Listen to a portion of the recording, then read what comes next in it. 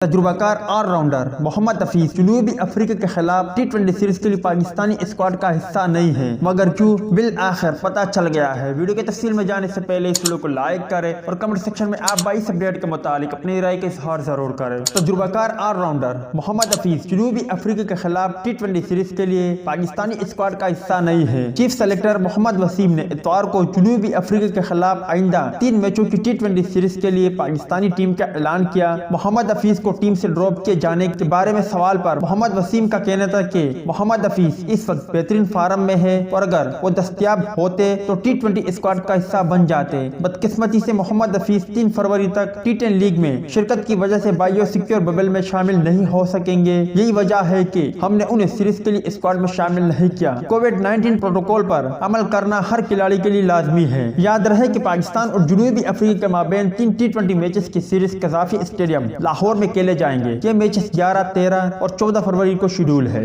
جنوبی افریقہ کے خلاف سیریز کے لیے 20 رکنی قومی اسکواڈ کا اعلان ہو گیا ہے، جن میں بابر اعظم، حیدر علی، خوشدل شاہ، حسین طلعت، دانش عزیز، آصف علی، افتخار احمد، محمد نواز، ظفر گوہر، فہیم اشرف، عامر یامین، عماد بٹ، محمد رضوان، سرفراز احمد، شہنشاہ افریدی، حارث رؤوف، محمد حسنین، حسن علی، عثمان قادر اور زائد محمود شامل ہے۔ امید ہے دوستو کہ آج کی ویڈیو بھی آپ کو پسند آئی ہوگی۔ آخر میں آپ بھائی مجھے اتنا ضرور بتا دیں کہ کیا آپ جنوبی افریقہ کے خلاف قومی اسکواڈ میں محمد حفیظ کو دیکھنا چاہتے ہو یا نہیں؟ اس حوالے سے کمنٹ سیکشن آپ کے کمنٹس کا منتظر رہے گا۔